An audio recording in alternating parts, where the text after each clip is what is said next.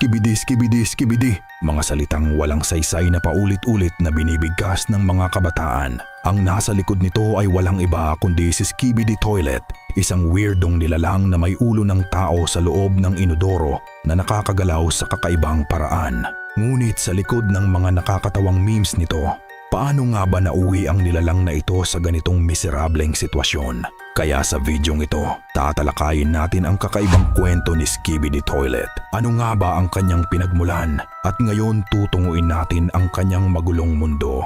Bago tayo magsimula, make sure to like and subscribe. Lahat ay nagsimula sa isang syudad, sa isang ordinaryong public restroom. Si Skibidi Toilet ay hindi halimaw na basta na lamang lumitaw sa kawalan. May nagsasabing ang sanhi nito ay isang mabilis na kumakalat na parasite o hindi matukoy na virus na naipapasa sa pamamagitan ng tunog na pumapasok sa utak ng biktima at unti-unting kumokontrol sa buong katawan nito. Isang gabi, isang lalaki ang pumasok sa isang restroom stall upang umihi. Ngunit bigla na lamang umalingaw-ngaw sa buong palikuran ang kantang Skibidi Dop Dop Dop Yes Yes. Malakas itong bumalot sa buong palikuran at sa sandaling iyon ay bigla na lamang nawalan ng kontrol sa kanyang katawan ang lalaki. Ang kanyang leeg ay unti-unting umikot at humaba na parang linta.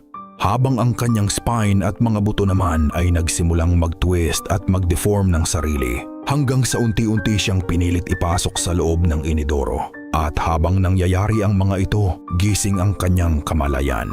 Nararamdaman niya ang bawat pagbaluktot at pagkadurog ng kanyang mga buto pero wala siyang magawa. Hindi nagtagal, ang kakaibang pangyayaring ito ay naging isang pandaigdigang pandemya dahil sa bilis ng pagkalat nito sa pamamagitan lamang ng tunog.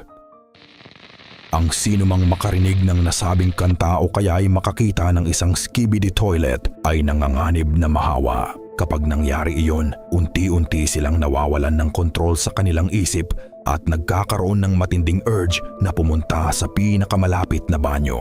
At doon, katulad ng nangyari sa naunang lalaki, pilit nilang isinisiksik ang kanilang mga sarili sa loob ng isang inidoro hanggang sa tuluyan silang magbago. Sa loob lamang ng ilang linggo, mabilis na kumalat ang impeksyon sa iba't ibang mga bansa. Isa-isang bumagsak ang mga lungsod, nabigo ang mga gobyerno na pigilan ito, at maging ang mga sundalong ipinadala upang labanan ang mga nilalang na ito ay nahawa rin. Hindi nagtagal, halos wala nang natirang mga tao. Karamihan sa kanila ay naging bahagi na rin ng hukbo ng mga Skibidi Toilets. Ngunit habang lumilipas ang panahon, mas lalo pang nagiging nakakatakot ang sitwasyon. Ang mga Skibidi Toilets ay hindi lamang nananatiling mga gumagalaw na inidoro. Sila ay nag-i-evolve, nagkaroon ng iba't ibang uri at anyo ang mga ito. Ang ilan ay nagkaroon ng mga paa, habang ang iba naman ay nagkaroon naman ng kakayahang magdulot ng mga matinding pagsabog. At meron ding mga nakakakilabot na mga variants na magpapataas ng inyong mga balahibo. At habang lumalakas at dumadami sila, isa-isa ding gumuho at nawasak ang mga gusali sa mga syudad. Ang dating mga kalsada na puno ng mga tao ay ngayoy puno na ng mga Skibidi Toilets na naghahanap pa ng mga mabibiktima.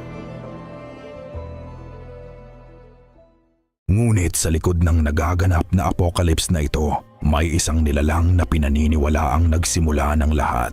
Ang mastermind o mas kilala bilang hari ng mga Skibidi Toilets ay si G-Man Toilet. Isa siya sa pinakamalaki, pinakamalakas at pinakamapanganib na uri ng Skibidi Toilet na nasaksihan ng mundo.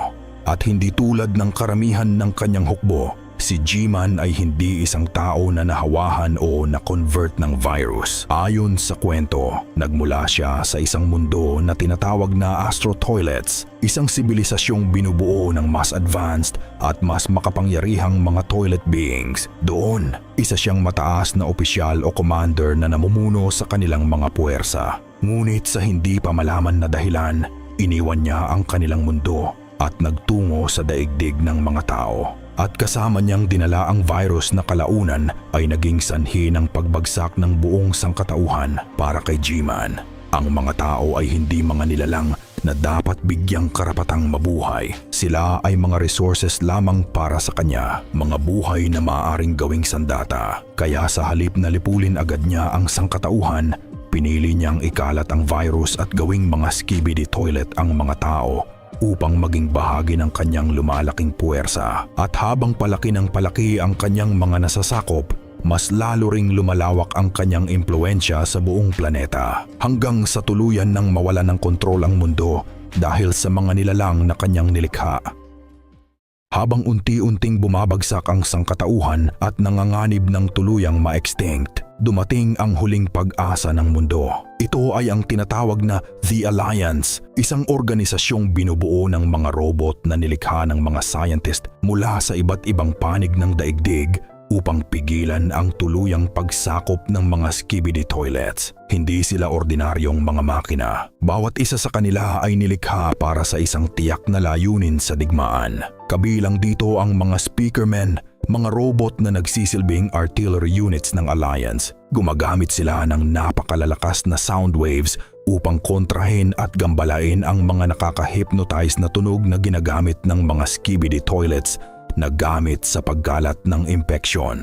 Kasama rin nila ang mga TV men na may kakayahang maglabas ng malalakas na radiation at nakakasilaw na signal mula sa kanilang mga screen. Kapag nakita ito ng mga skibidi toilets, maaari silang malito, mawalan ng kontrol o piliting sirain ang kanilang sariling mga katawan. At nariyan din ang mga cameramen na halos bumubuo sa populasyon ng Alliance at nagsisilbing gabay nito. Hindi sila kasing lakas ng mga speakermen at wala rin silang kakaibang kakayahan tulad ng mga TV men. Wala silang malalakas na laser, energy cannons o espesyal na armas. Ngunit sila ang nagsisilbing mga sundalo sa frontline at ang nagplaplano ng mga pag-atake. Sila rin kasi ang nagre-record ng bawat pangyayari, bawat tagumpay at bawat pagkatalo ng kanilang grupo. Pati ang mga footages na iyong mga napapanood ngayon, at sila rin ang nakatuklas ng isa sa pinakamalaking kahinaan ng mga skibidi toilets.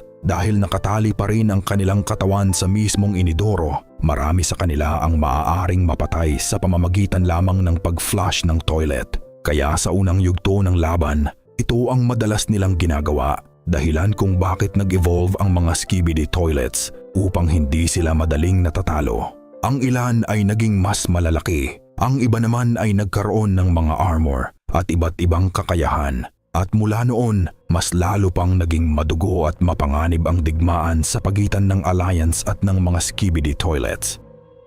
At nang tila natatalo na ng Alliance ang puwersa ng mga skibidi toilets, dito nagsimulang maglabas ang mga ito ng isang bagong uri ng sandata.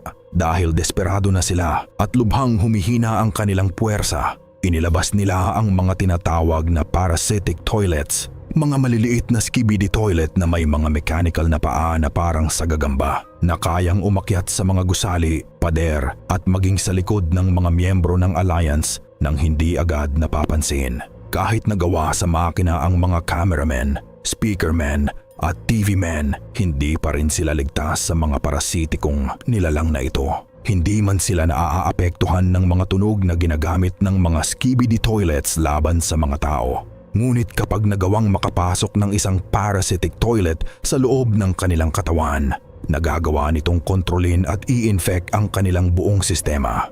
At sa sandaling ma-infect sila, nawawalan sila ng kontrol sa kanilang sarili. Ang dating lumalaban para sa sangkatauhan ay nagiging bihag ng mga skibidi toilets at napipilitang atakihin ang sarili nilang mga kakampi. Dahil dito, naging mas mahirap ang sitwasyon para sa The Alliance. Hindi na lamang ang mga skibidi toilets ang kanilang kalaban. Maging ang sarili nilang mga kasama ay maaari na ring maging threat sa kanila anumang oras. Sa tuwing nakikita nating may skibidi toilet na na-flush o napapatay, madalas ay natutuwa tayo dahil isa na namang kalaban ang nawala. Ngunit ang hindi naiisip ng karamihan, sa likod ng bawat skibidi toilet ay may isang taong minsang namuhay ng normal. Isang biktima na nahawahan, nakulong sa sarili niyang katawan at pinilit na maging bahagi ng isang digmaang hindi naman niya ginusto. Kaya sa bawat skibidi toilet na napapatay ng Alliance, hindi lamang isang kalaban ang nawawala. Winawakasan din nila ang buhay ng taong matagal nang nakakulong sa loob nito, pati na rin ang paghihirap na matagal na niyang dinaranas. At doon natin mapapagtanto na walang tunay na masayang ending sa labanang ito. Sapagkat habang inililigtas ng Alliance ang mundo, unti-unti rin nilang nauubos ang natitira pang mga tao rito. Ang kwento ng Skibidi Toilet ay isang paalala na sa anumang digmaan, kahit may manalo sa huli, lahat ay may kapalit.